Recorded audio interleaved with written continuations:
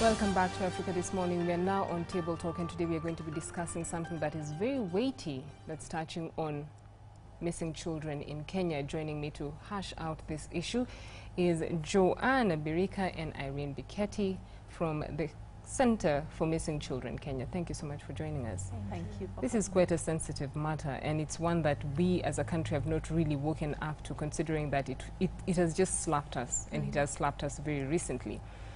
But we'll start with the initiative.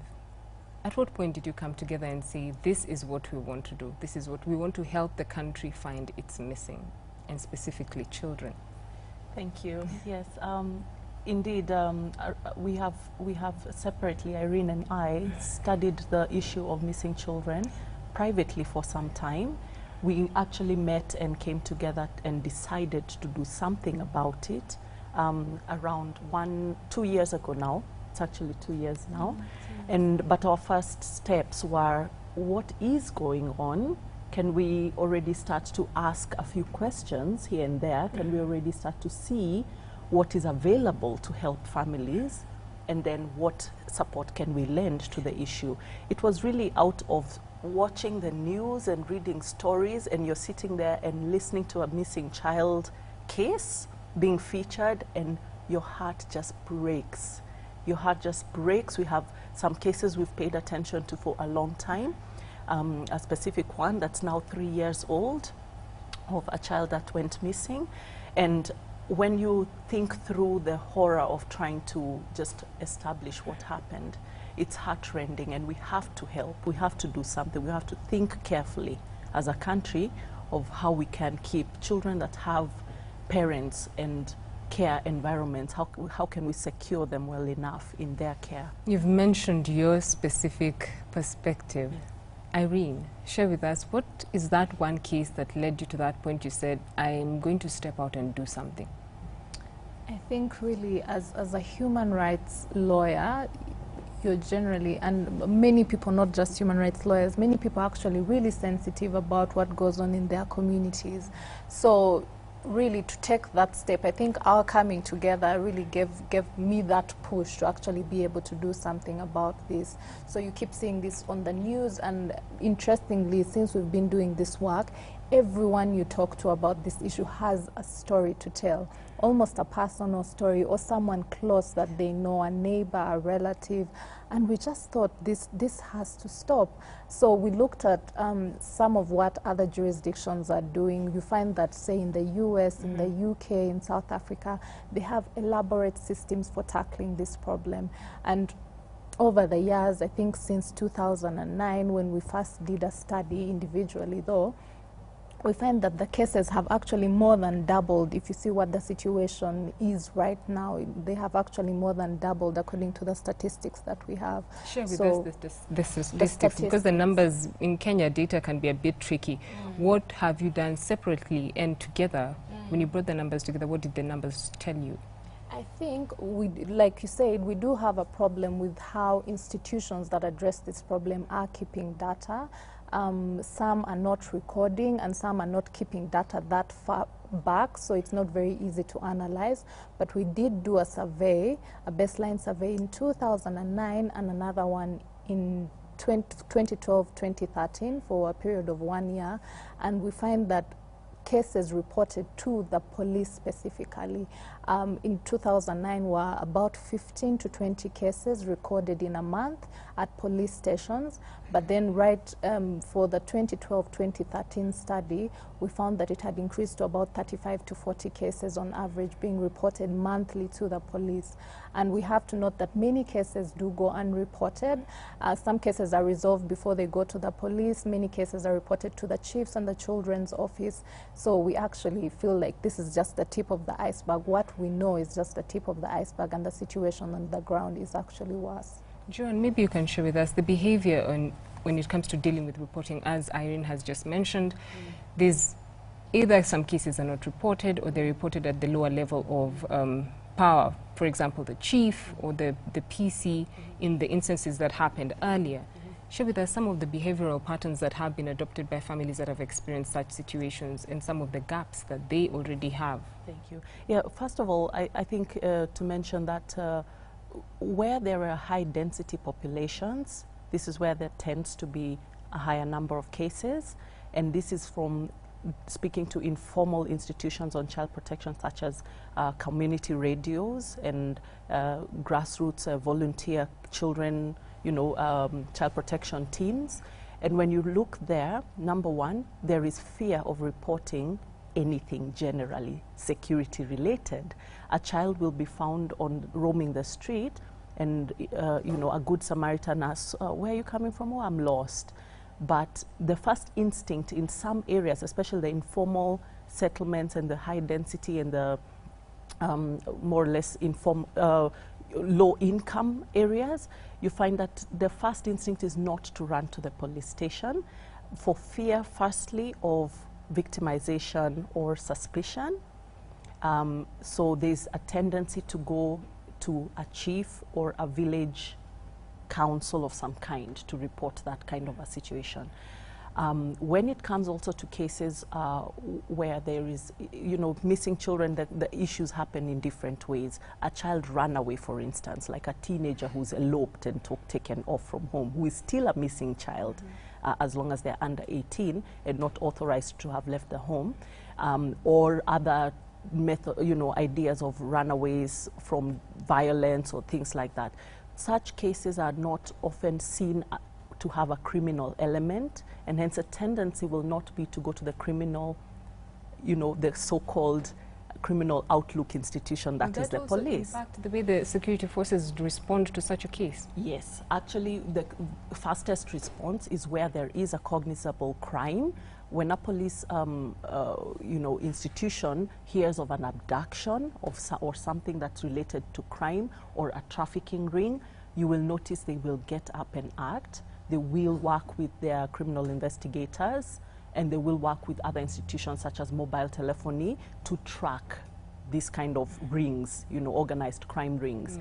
But when it's this, quote, softer issues of a runaway, of a strayed child in the market, of a family abduction, because families in custody disputes, there are a lot of cases of one parent stealing kids from the other parent and not telling them that they have taken the child. And in such cases, it's rare that the police will intervene actively. They may record it in instances and not at all times, but oftentimes it becomes a family issue of you deal with it. You deal with your strayed little baby who told you to blink at the market, you see. So the behavioral patterns are dependent on the circumstance under which a child went missing in the first place. Secondly, there is also especially for mothers who are the general primary caregivers in our patriarchal society as ours. What happens is there is that fear that, am I a bad parent? I shouldn't tell. So 5 days or 3 days will pass before you raise alarm about a situation of a missing child, especially when those barriers that tell you, where were you when the child went missing. Indeed, we want to say, let caregivers provide care and have a sensitivity to security. It's very easy to educate your child and give them tools of what should happen in case they have a situation of threat or harm. But we need not victimize. In cases of a missing child, the first instinct for the best interest of the child is to get up and find that child as quickly as possible. The period that they are missing is a period that leaves them vulnerable to all other kinds of harm, not least traffic accidents, not least abductions, not least, getting sexually abused or taken up into child labor rings. Interesting aspects that you've mentioned, and we'll touch on the support that is being offered to communities to be better, a better cushion when it comes to such challenges. Let's look at one of the major realities, and maybe you can confirm this to us. What are the numbers telling you when it comes to some of the instances that lead to the increase in numbers of abductions in the country? You've mentioned trafficking rings. What are some of the more, other information that you're getting from the numbers that you've been collecting from 2009 and now in 2013 when the numbers have doubled? In terms of what is causing the increase in the numbers, Yes. I think it's a number of reasons. One, in the past, I think when many of us were growing up, the welfare of the child was the business of everyone in the community. You know, if children are going to school, village. yes, yeah, if one parent comes to the road and there's several children crossing the road, they will stop to help them all along. But I think our society has metamorphosized to a place where it's now individual responsibility as a family, and that has left a big gap in terms of how do we respond. You know, there'll be a child walking around crying, looking lost, but how many people are actually going to stop to find out? And the sooner someone responsible is able to stop and you know, ask this child what exactly is going on, you have probably saved their life. Yeah, so that kind of the way our lifestyle has changed has left children more vulnerable. Definitely the economic situation, especially in the informal settlements, people have to work, cost of living is high, you know, and it's getting higher. So you find in such environments, they do not have the capacity to afford a caregiver. So you have maybe a 6 or 7 year old, you're telling your neighbor, please watch out for these children, maybe I've left some food in the house. So otherwise they're roaming around and playing, and if something happened to them, you'd not be able to know until 7 when you come back, and then you're looking around and you're like, they should be in the house and they are not, and maybe they've been gone 6 hours. So I think those are some of the challenges, and definitely in terms of cross-border trafficking, it has definitely increased over time. It's more lucrative right now, so because of the demand, say, for labor, actually, we have been in discussions where people are saying, you know, even urban communities are actually supporting child labor and abduction for child labor, because you're in town, you need someone to do some work for you. So you tell someone, you know, get me a girl. You don't know how they're getting you the girl. She's probably 14, 15. She's supposed to be in school. So all these factors really work together to make our children vulnerable. And as a community and a society, we need to really stop and question and say, how are our actions influencing this kind of child vulnerability, and what can we do better generally? And of course, the specific actors that are in this sector also to stop and say, how do we program better? What do we need to learn? What do we need to change in order to make the situation better? Before we get into the influencers in the sector, what are we doing, and what are some of the conversations we're having with communities to better equip them to be a support? Our first, as a young institution registered this year, our first interventions, which are easy and quick good wins, is to raise awareness and preventive education to prevent the issue from occurring. There are very simple things that we can teach our children that could help them discern a situation of threat, or be empowered to seek help from the right quarters. So we are talking with communities. We have a major program we're rolling out from next year, using very child-friendly tools and methodologies to really mass educate children about very basic child security things. And we're asking that the duty bearers, that is parents, guardians, school environments, church and mosque environments, let's teach children these things. Very simple things such as, what's your full name? What's your last name? What's your family name? The first thing, I think, culturally in Africa, Kenya specifically, your last name connects you to a family. You can trace just by saying Birika. You can trace where that Birika comes from. Secondly, can they know a name of their school or their home district, house number? They need to know clearly, not to say nyumbani ni nyumbani. They need to say nyumbani is point A, B, C in this street. Thirdly, let them know that if they are in trouble, they need to seek for help from a uniformed person, such as a police service officer, or an institution such as a church, a hospital. Walk into an institution.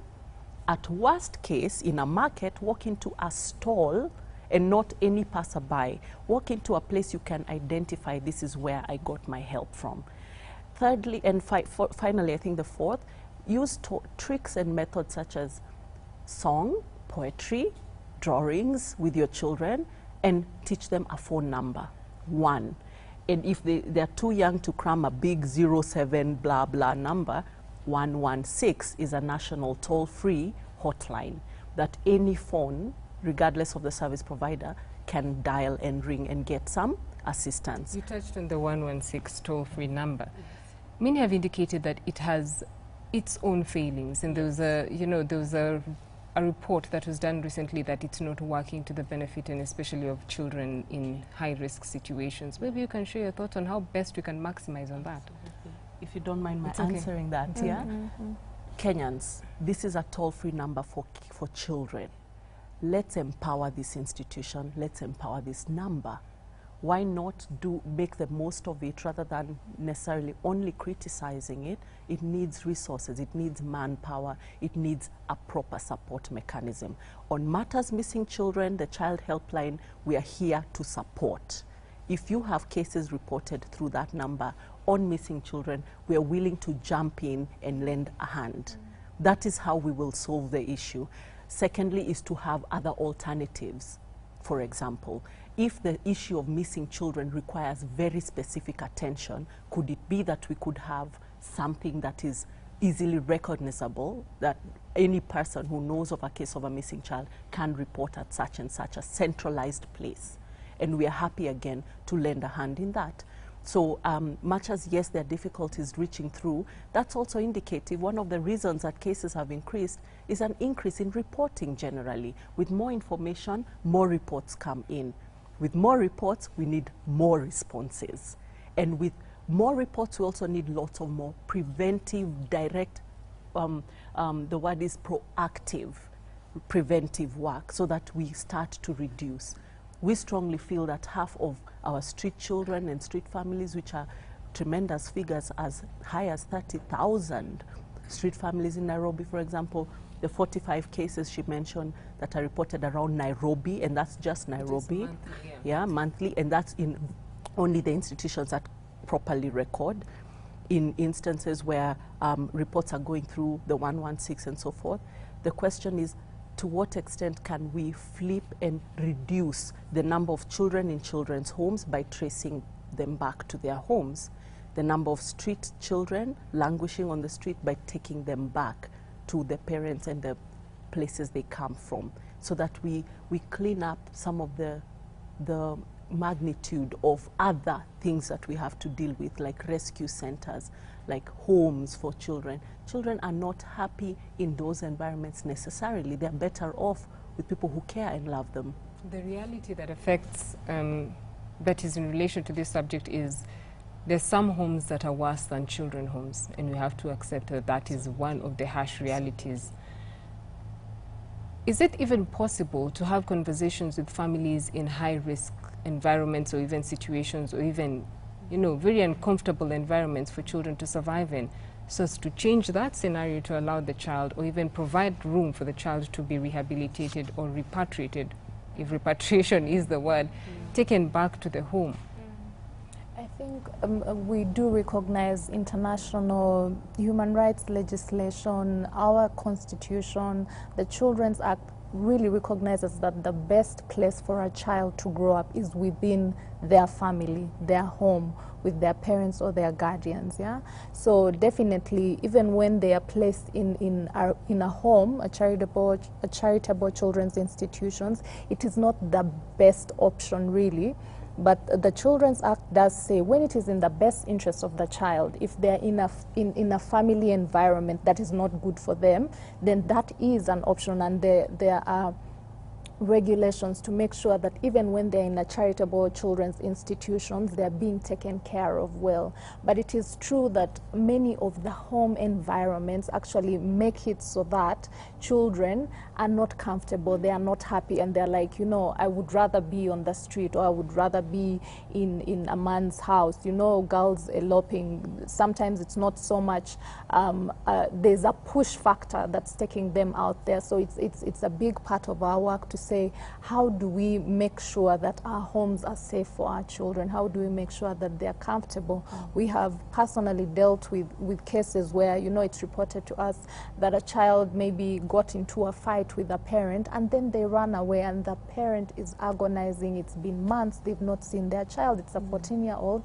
They're outside there, I don't know, going through God knows what, you know. And so how do we make sure as parents, it is our responsibility that we are able to make sure that we have good conflict or dispute resolution within the family so that our children do not quiver when we come in, you know. So I think it's whenever they do something wrong, it's not yes, an it's not earth-shattering something situation. yes, it's not an earth-shattering situation. So it's a very important conversation to have, and we are doing in our awareness raising, we are including that component to know, you know, to say, of course, we know things like domestic violence are wrong and they are criminal, but we are saying, you know, if the two of you cannot stop it on your own, you have to realize that this is having an impact on your children. So this is really a reason why you need to stop and check yourselves and change this kind of behavior. One of the situations that I know you'll have to deal with is the fact that, as you mentioned earlier, security forces will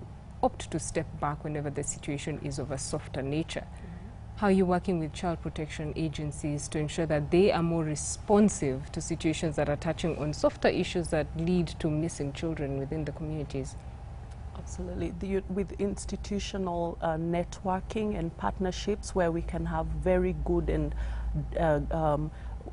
effective conversations about our different roles. It's clear what the roles of the institutions, as they define themselves and understand themselves, they are clear on what their roles are. But the question is, when we give the child the best interest, when we say that we want the best for the child, we have to broaden our thinking as institutions, as individuals, and then work cohesively together. Number one, sharing of information is absolutely critical. We have to centralize, in a sense, a way that we can capture information, capture it in a very holistic way to get parameters that can be analyzed and diffused to say there is a pattern beginning to form in area X about ritualistic type of activities against albino children. You will only do that, A, by sitting down and hearing one report, two reports, three reports, then a newspaper landing there and writing a nice feature, and then by that time 100 of the albinos have gone missing. Or else sit, analyze data, put it together and say, we are noticing early warning, there is a problem in this area.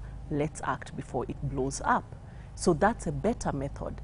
There are very interesting, simple technological interventions that can get us to pull data as different institutions, A. And secondly is to say, when it comes to child protection or child security, as we define this subject, child security is a security situation, whether or not it touches a criminal aspect, because the protection of a citizen, our current police service has morphed from the police force we knew before into a service.